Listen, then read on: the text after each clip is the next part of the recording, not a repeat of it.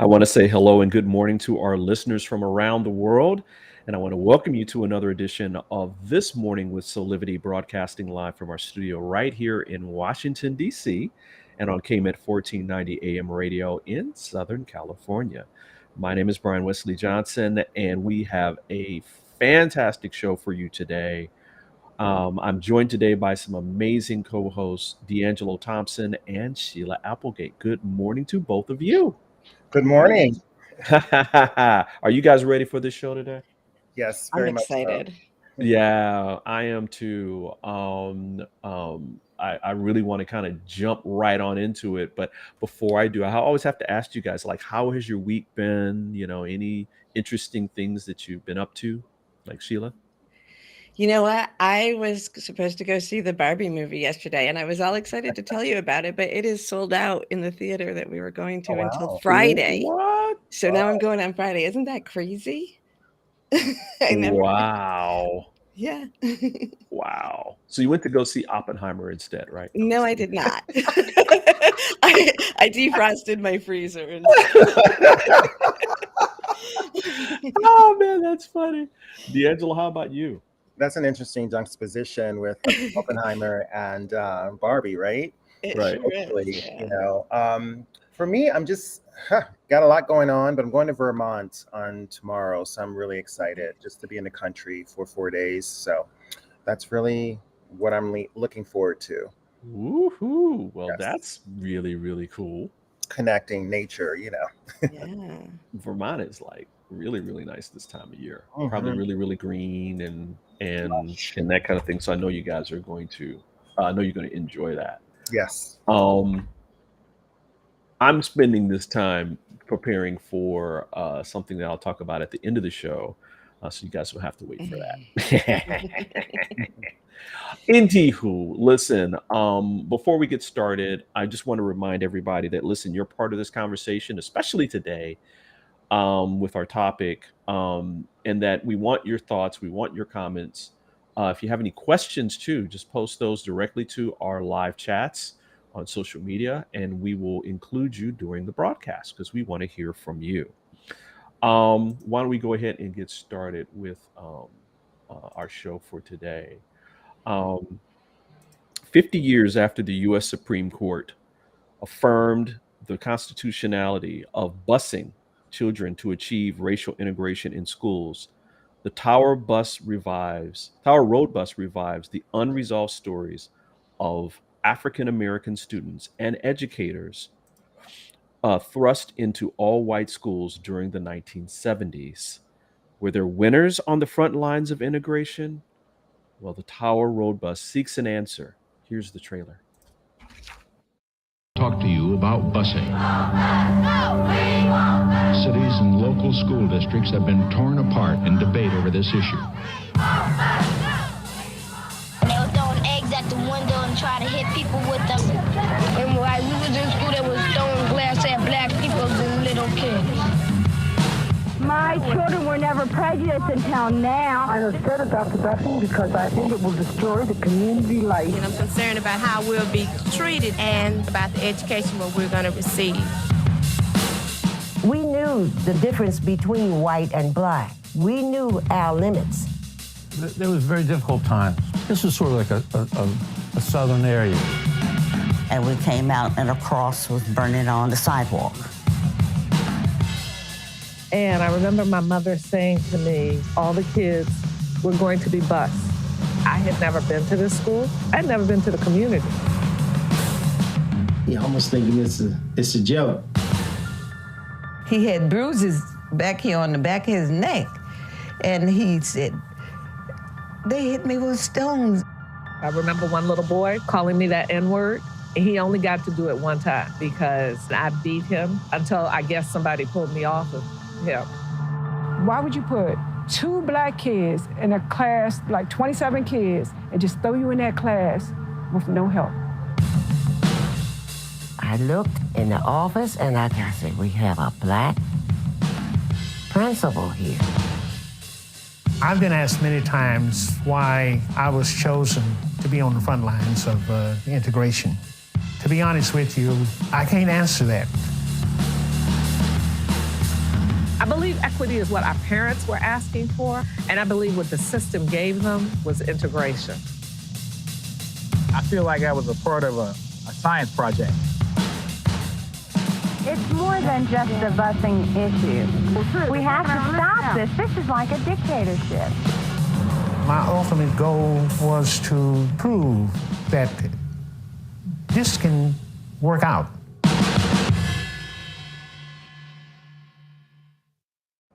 Woo! Powerful. Woof. Yeah. Woof. Well, we are happy to have with us today the documentarian and author Michael STREISSGUTH, who is an award-winning writer, producer, and director of this film. Michael, thank you so much for being with us today. I'm still blown away by just this trailer. Well, I'm so pleased to be with you, and I'm very grateful that you've had me this morning. Wow. Such an important time period. And with so much raw emotion that was happening during that time period as well. I mean, you know, it was coming up on the period with Watergate and other things that were happening during that time period as well. What guided you to write and direct this film and to produce this film? Very simply, it was curiosity and wanting to know how people who were on the front lines of integration experienced that. Mm-hmm. I think it was important to try to expose or broadcast those stories, if you will. I grew up in Prince George's County, Maryland. I was a white student in a predominantly white school, and a busload of children from another part of Prince George's County. I lived in Clinton, Maryland. A bus came daily with a group of students who were African American, who were required to now attend this majority white school because of integration. And those children were my friends, but strangely, I never saw them after school. I never saw them on weekends because they didn't live in the community where I lived. And I just began to be curious. What was this experience like for them? I think you could say, had my integration, my racial integration, served to me. I didn't have to get up early in the morning to catch a bus and make the kind of sacrifice that these children and their families were required to make. And so in addition to the students, there were teachers, African American teachers, who were coming into predominantly white schools for the first time. And then, of course, the main character of the film, who is Dotson Burns Jr., represents the fact that administrators, African American administrators, were coming into majority white schools. So I knew the general history. I lived it to some extent, but I didn't really know the personal stories. And so it was that curiosity about those personal stories that drove me to be involved and make the film. Wow. Thank you for that. Sheila? Can you share maybe a little bit about one or two of the personal stories that really touched your heart or surprised you? Well, that's a good question, and there were surprising, I think, undercurrents that were revealed to me. In other words, for example, one would have just assumed that the African American children showing up to this majority white school would have been comforted by the fact that there was an African American principal there. But there was really no orientation for these children. It was one day they were in their old school in Brandywine, Maryland, and the next day they were in a new school. And I think today we might be a little bit more sensitive to this type of experience. But there was no orientation. There was no forum to discuss this. There was no special counseling at the new school for these children, and in some ways, a resentment kind of grew because of that. And some of that resentment was aimed at Mr. Burns, the principal. So that was quite surprising to me. So it's just one of those surprising, I think, undercurrents or contradictions that are part of this bigger story. Wow. It sounds like they just like, okay, if we put these people together, everything will work out. We don't have to no emotional intelligence going on there, right? Well, that's the truth. And I think and one of the former students in the film basically says that you put me on a bus so you could check a box, meaning the government, you could check this box, but you didn't really care about my educational experience. All you were trying to do was address a court order. And that county, Prince George's County, had ignored the Brown versus Board of Education court order of 1954 for a long time. And finally, it took another court order to say to Prince George's County, hey, you need to get your act together and significantly address integration in your school district. Wow. This is such, I'm even feeling emotional right now as you're talking, Michael, about this.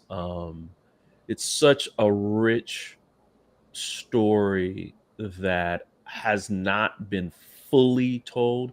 There's books on this, people. I mean, there's books on racial integration and things that were happening, but I don't remember in my lifetime a film bringing it forefront and really talking about it the way that you are, Michael. And so again, I'm so glad that you did this film. We're going to take a quick break. And when we come back, we'll talk more about this amazing film, the Tower Road Bus, with writer, producer, director Michael STREISSGUTH. We'll be right back in about 60 seconds. Have you ever asked the question, if I was to be anything, what would I be? Regardless of money, regardless of status, beyond popularity and fame, living your passion, feeling your life has purpose. Soulivity is a space to nurture that which lives in all of us. A place where work can become play, and doing what we love creates the dreams of a lifetime.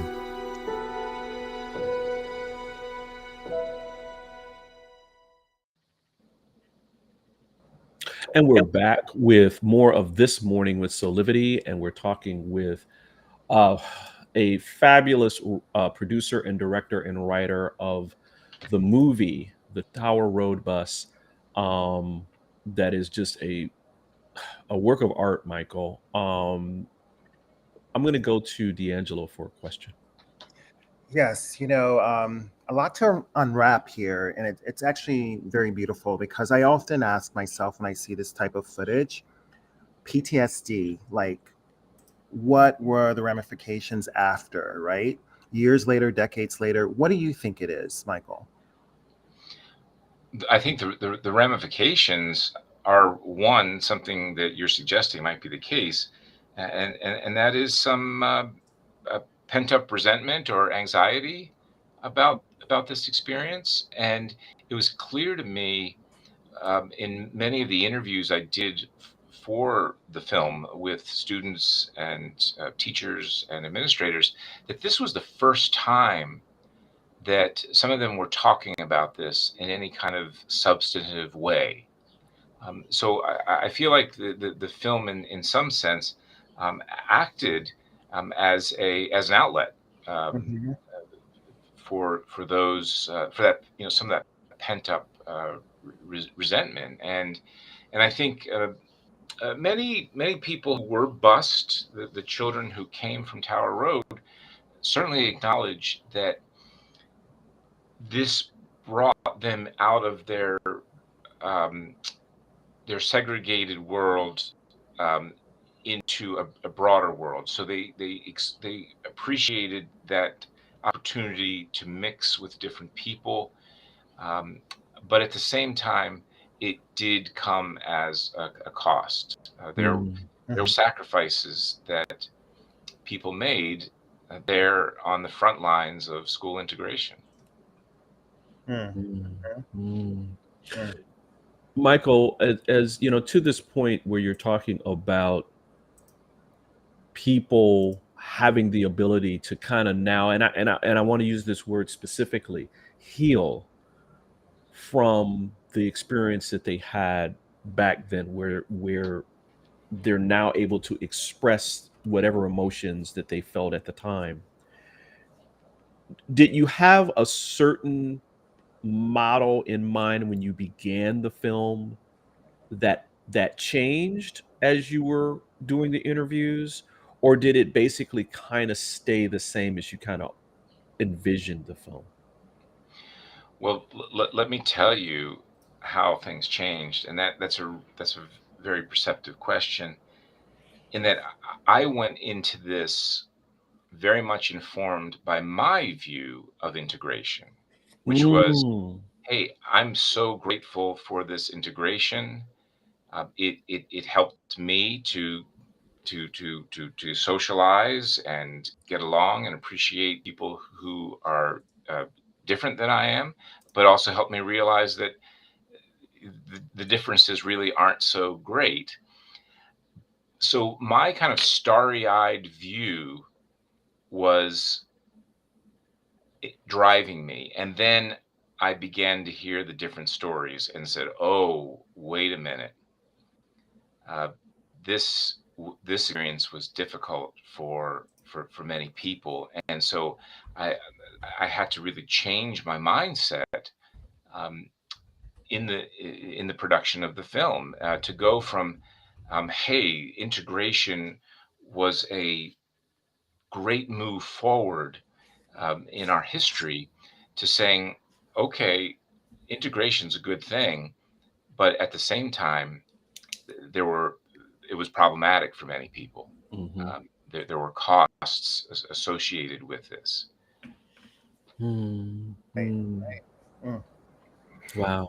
Wow, Sheila.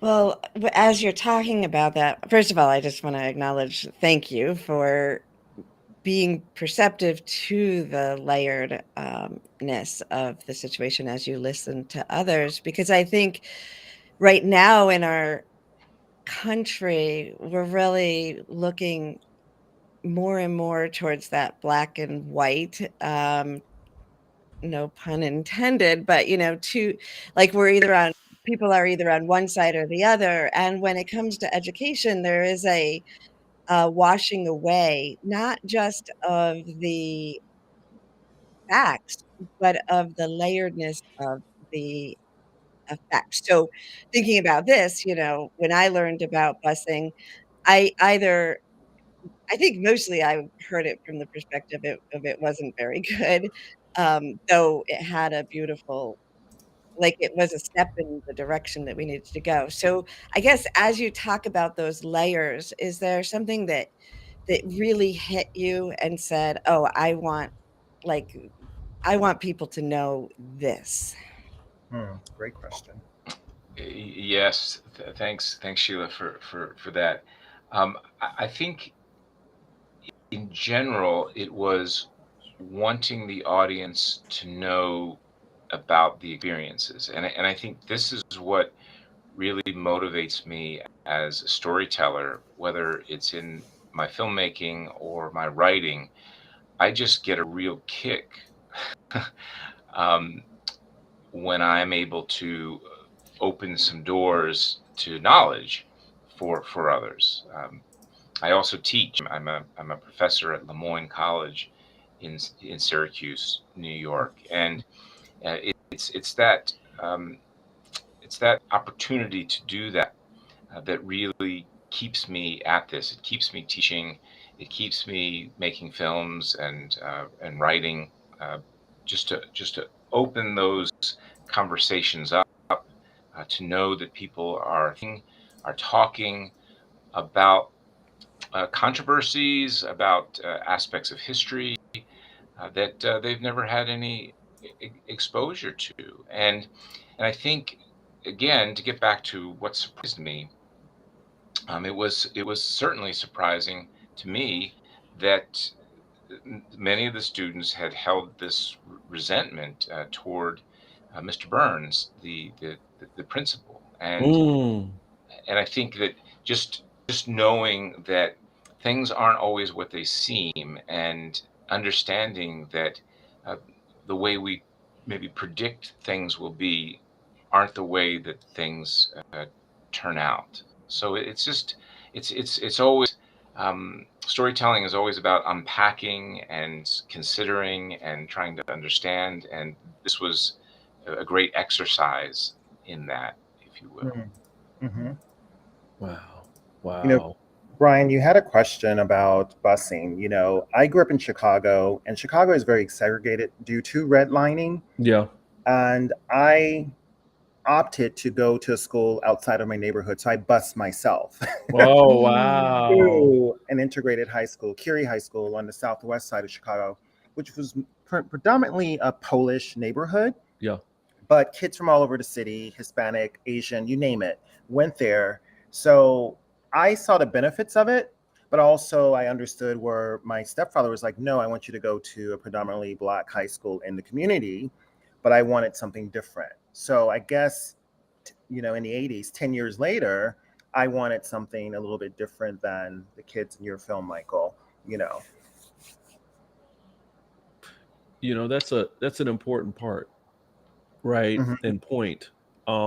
I think during that time, or right before you, because I think he's a little older than us, Isaiah Thomas did the same thing. His mother did the same thing, right? Part of his story was that his mother basically put him on a bus and got him into a school that was in a different neighborhood. Yes. Outside of, I think they were living on the south side of Chicago at that point, but which is a really rough neighborhood.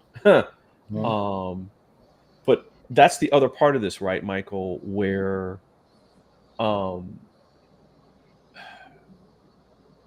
again, as I said before, we were talking offline about this. This was a necessary, perfect, but imperfect solution. Yeah. Right. Especially during that time. And there's a former student in the film who says, I think very wisely, that I think what our parents were searching for was equality, but what the system gave them was integration. Wow. Yeah. And the question, of course, is, we're moving away, or trying to move away as a society, from this separate but equal practice that was never a separate but equal reality. Right. It was, the emphasis was on separate. Right. And that led to some discussion of whether or not this was the way to achieve a better education for students. The assumption was, go to a white school, you're going to get a better education. And I think many people would say, well, that's true because there were more resources. But Right. what about the resources that were at the former schools? Why not build up the resources there, build up the quality of education there? And not to say that in all cases there was a lower quality of education, but why not address those issues, the equity issues, Right. and forego the trauma that Right. many people experience because of the court order of busing. And these are real questions that are out there. You know, and just everybody, we're going to go through break. That leads me to my next question, Michael, for you, because I think we're still dealing with a lot of those unresolved thoughts today. We now know that while equality is a piece of the overall puzzle of freedom, because I think at the end of the day, that's what everybody really wants when they're born into this world, and especially in our country, they are born and they feel and they're able to exercise full freedom in their lives, without there being systematic and integrated discrimination into our systems and all that kind of stuff. Do you see, when you were making the film, do you see any parallels between then and now, in today's times at all?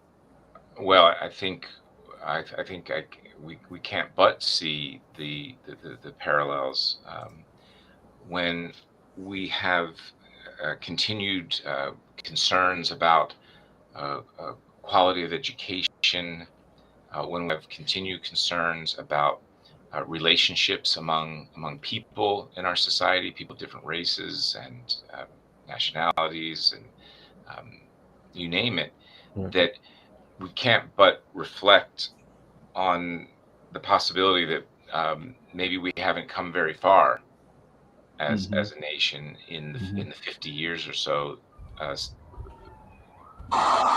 film is set. And so to me, the parallels are stark, because I think we're trying to achieve some of the same things. And I think also some politicians, some states are trying to roll back some of the gains that have come in the intervening years. So there is an element of pessimism. I ask in the film Mr. Burns, the principal, I asked him if integration accomplished its goals, and he says quite clearly the answer to that is no. That we still have a long way to go. Wow.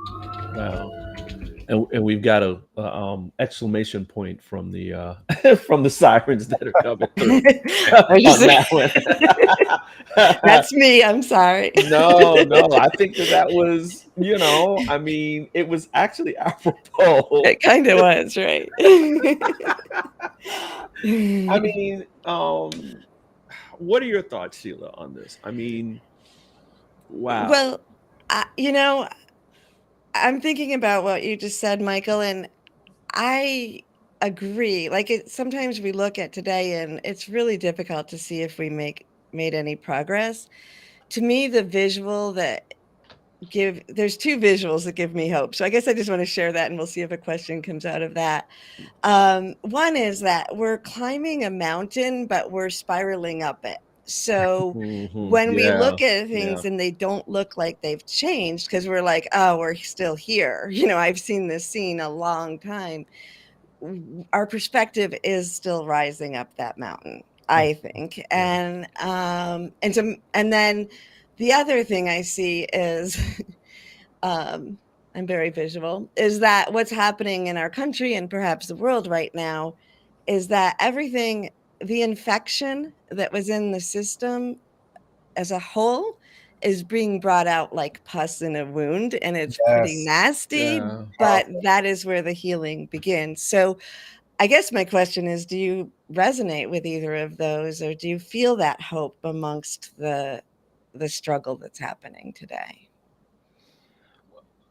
I do feel hope, and some of that is based on the comments of individuals who are in the film. And when I see, for example, white students, former students who are in the film, expressing deep admiration for the teachers, the African American teachers that they had, and the care that those teachers had for them, because they looked at their students and saw students. Right. They didn't see differences. They knew, these teachers, that in that classroom everybody was working toward a common goal. So when I know that there has been a relationship struck between students and teachers, of different races, that gives me hope. And in fact, there is a former teacher in the film who sadly, her name is Courtney Pringle. Sadly, she's up on the screen right now. As a matter of fact, she passed a couple of months ago, and she was a lifelong teacher and took a great interest in her students, and all of her students just gushed with praise for her at her memorial, and then, but also in the film.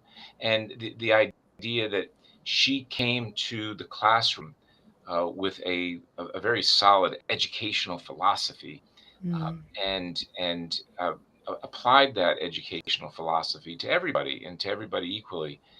When I see that appreciation and that love, I can't help but be optimistic. Although Right. there were some very deep ruts along the road in this story, there certainly is evidence that plenty of good, um, uh, and this is testified by white and black in the film. Plenty of good came from this. So do you believe that maybe the consensus was that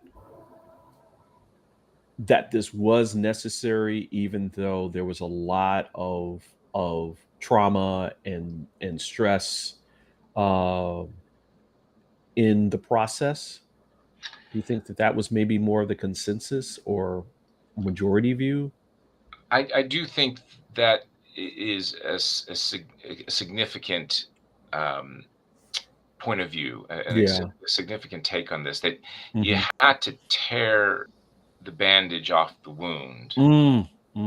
and make this happen. And of course, going back to 1954 and the Brown versus Board of Education decision, which says that segregation in schools was unconstitutional. And then, of course, extension, segregation everywhere was unconstitutional. There was so much hope invested in that decision. There was so much hope that America was going to change, and perhaps change swiftly. Yeah. That didn't happen. As I said, immediately, Prince George's County ignored this court order for many years. Mhm. But I do think that it was a step in the right direction, in that for the first time, the nation said integration is important. It's an ideal that we should strive for. And it remains an ideal that we should strive for.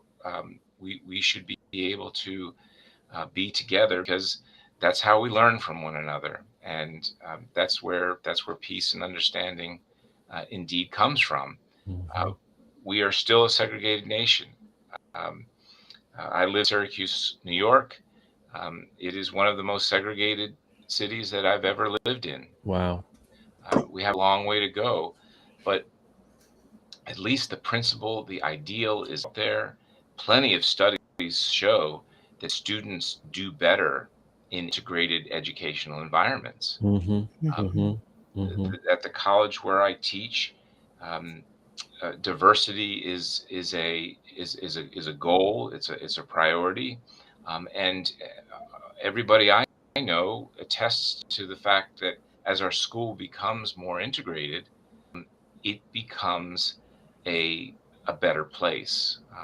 It becomes a place where more understanding can grow. And You know, Michael, to that point, we're going to take a break, but when we come back, I want to ask you more about that piece of it, right? Because I think a lot of times we'll go back into history and we'll look at the good and the bad and the ugly of what happened back then. But you've had a unique experience, and that is you've gone back with the people who were part of this period, but they're still living today.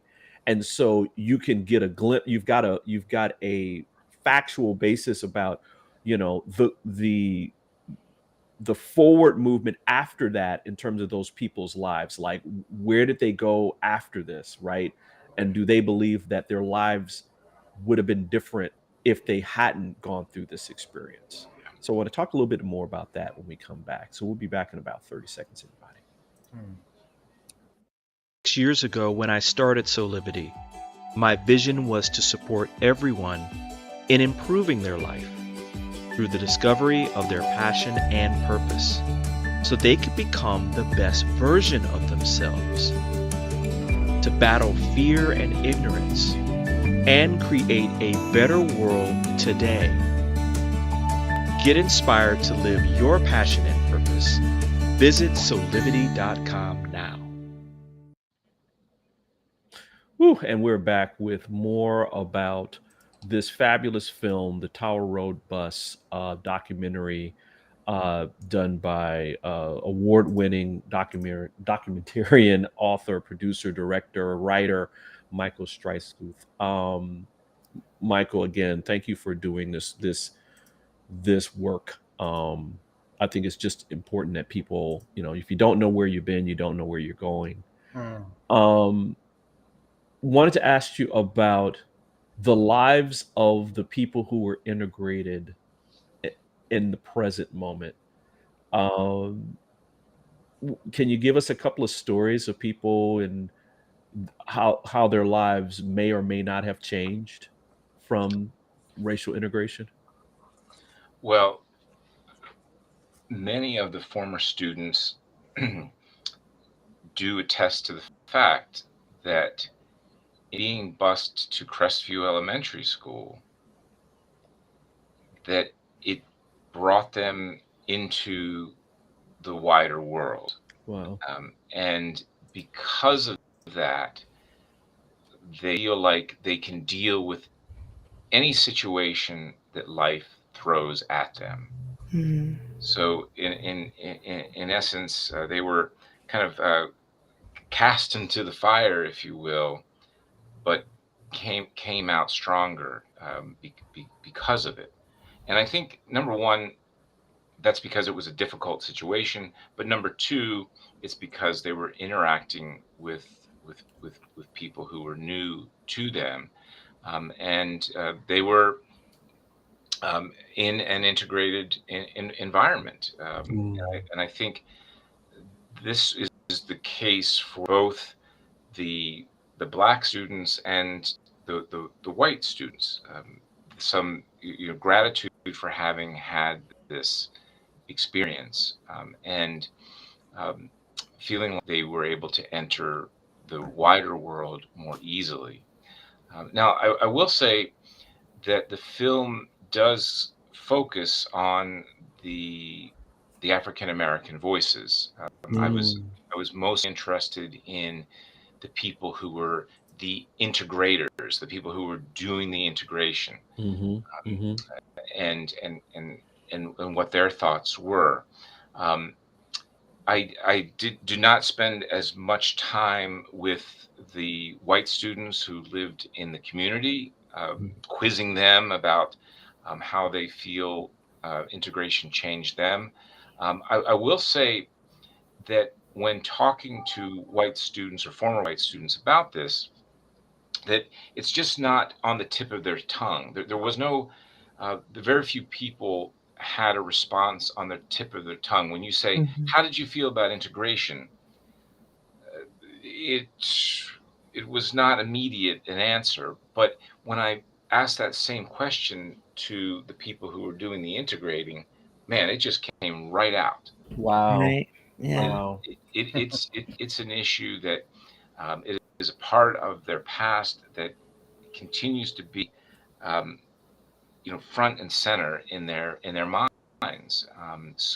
Really, the film does deal mostly with the reflections and the experiences of those who were integrating.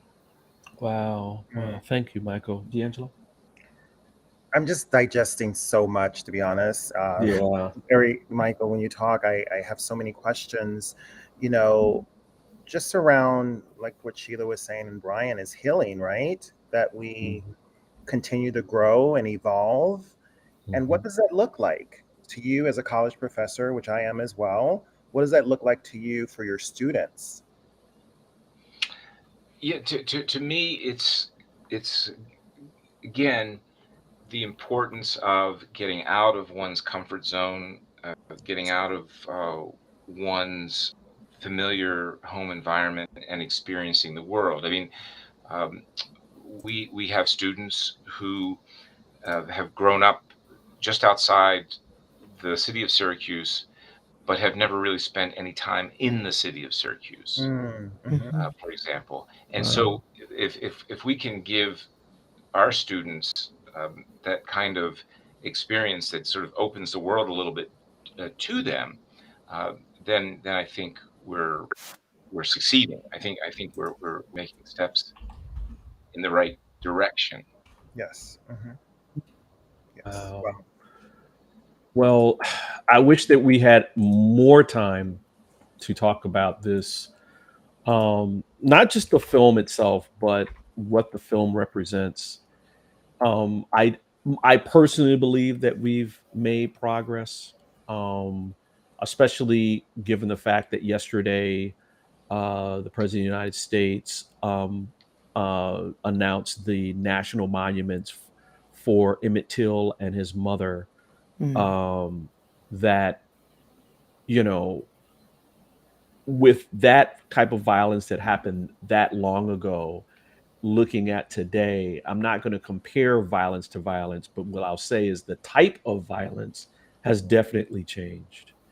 And that your film kind of shines a light on something, again, the necessary perfect but imperfect solution to a very, very challenging and violent time for specifically African Americans in this country, but for the nation as a whole. So thank you again for doing this film. Michael, where can people learn more information about the film itself, and where can they see it? Yes, so listeners can visit the Tower Road Bus website. So that's towerroadbus.com for information about screenings and where it can be seen. Your listeners in the Washington, D.C. area can attend a screening, a free screening on August 5th. Yes, when I'll be there, absolutely. It's at the Martin Luther King Memorial Library. How apropos is that? In the Central Library here in Washington, D.C. on August 5th from 12 to 2. Michael, I cannot wait to see this film with you. I know you're going to be there as well, so I'll get a chance to meet you and kind of talk with you one-on-one about some of this stuff. Looking forward to that, Brian. And I should add that Mr. Burns, the former principal, will be there. Oh, man. Former students, and so there'll be a panel discussion afterwards as well. Oh, that's gonna be amazing. Oh, wow. I'm jealous now. D'Angelo, you want to come down and check it out? I want Michael to do something in New York. Well, you can come down here and then I'll come up there and then we'll both see it twice. Yes. Thank you, Michael, so much. Thank you so much. Yeah, thank you, Michael. Thank you, Michael. Really quickly, what's next for you? What's the next project that you're thinking about producing? Well, I actually have a book coming out in a few days. Hachette Press. It's called Highways and Heartaches, and funny enough, it's about the culture of country music in the 1970s. Wow. In this decade of the 1970s, and some musicians who came up. You mentioned Emmett Till. Yeah. One musician by the name of Marty Stewart, a country music musician who was born in Philadelphia, Mississippi, Wow. where 3 civil rights workers were murdered in 1964. Wow. And how that that environment and that tragedy is part of the country music story, which seems a contradiction, right? Yeah. A contradiction, but it's the case. It was a tragedy that was very close to this country music artist. So that's coming out. I'm very interested in continuing on the story of the ramifications, and this is where some of your questions were leading, I think. What has been the impact of school integration? What does it mean to us today? And in fact, I've found since then that many school districts are still grappling with the ramifications of integration. Yeah, absolutely. I mean, Michael, I'd love for you to come back and provide some color commentary around talking about that and this question of our educational system as a whole, right? How it's funded, for instance. I mean, because I think that that's part of the one of the problems, right? And I don't want to even start a whole nother conversation because then we'd be on for another hour. But Michael, thank you again for coming on this morning with Soulivity. Really appreciate the work that you're doing. And can't wait for you to come back and talk more with us. Well, thank you for having me, Brian, and thank you, D'Angelo, and to Sheila. All right. Thank you so you. much. Again, you can check out the Tower Road Bus by going to their website at towerroadbus.com. And again, if you're in the DC area on August 5th, there's a screening at the Martin Luther King Memorial Library in Central DC. You can go to dclibrary.info for more information. Wow, guys. Such a powerful show today. Very much, yes. I can't wait to talk more with Michael about, this kind of topic. I think that education is so fundamental to how we perceive our world. And I don't just mean the book stuff. I'm talking about the process of education where you're communing with other kids who may or may not look like you, who may come from different societal experiences and environments. And so just a rich topic. Exposure. Exposure. Yeah, exactly. Really quickly, let's do some Soulivity shameless plugs really quickly. And D'Angelo, I'll go to you first. I know you've got some really, really cool things happening. Yes, I have coming up on October 30th, The Art of Pivoting. And it's a 3-hour live in-person course where we talk about pivoting in your personal and professional life. Exactly. And I don't know if you got the link to my beauty shop. Did you get that? No. What are you talking about? We'll talk about it next time. Don't worry. Well, post it. Yeah, make sure you get that in the chat. We'll post it up because I want to know about your beauty shop. Okay. Me too. I saw a good post from you today on Facebook. So Fantastic. And Sheila, you and Zach have a book signing coming up. Yes, Zach and I will be at the Sandalwood Stone Shop in Marietta, New York on Thursday from 5 to 7, talking about the Energy Healers Oracle and signing some books. And then today, what day are we on? Today, in just a couple hours at 11 a.m., we have the free Joy Keepers Cafe and meditation. So if you've been hearing Helena here with us yesterday and other days, we have this on the 4th Wednesday of every month and at 11 a.m. Eastern time. we all get together on a Zoom link. So check it out. If you're not signed up, go to the joykeepers.org/cafe and join us in a little while. Yeah, I'll be on there. Joy. Wow. Yay. Yay. Just one, I said earlier that there's an announcement that we're going to be making all day this week, but you have to wait till the end of the show to kind of find out about it.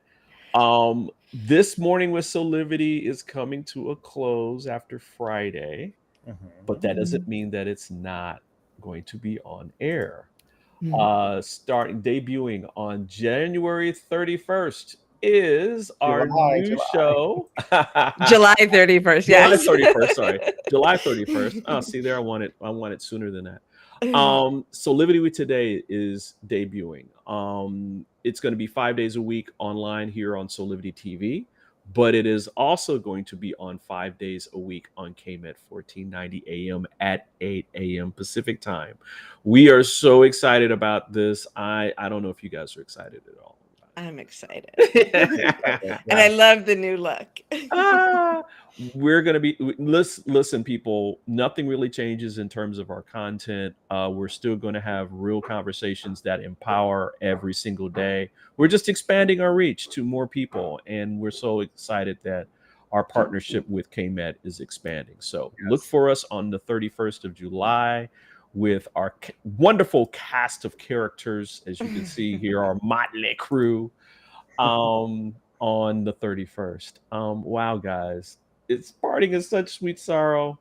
Every time it's like too soon for the show to end. But listen, I want to thank all of you for joining us for another episode of This Morning with Soulivity. Please join us on social media. Follow us on Instagram, and we're on Threads too. So make sure you do that. Listen, until next time, keep having real conversations with passion and purpose. And of course, we want you to live your best life today. So see you later, everybody. Bye, guys. Love you so much. Thank you. Have a wonderful day, everyone. Bye. All right.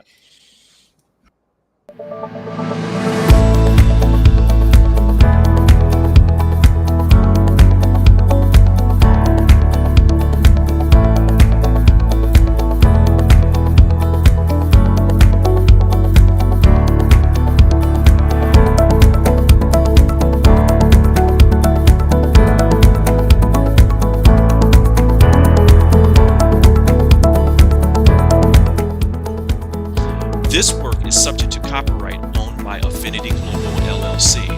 Any reproduction or republication of all or part of this is expressly prohibited unless Affinity Global LLC has explicitly granted its prior written consent. All other rights reserved.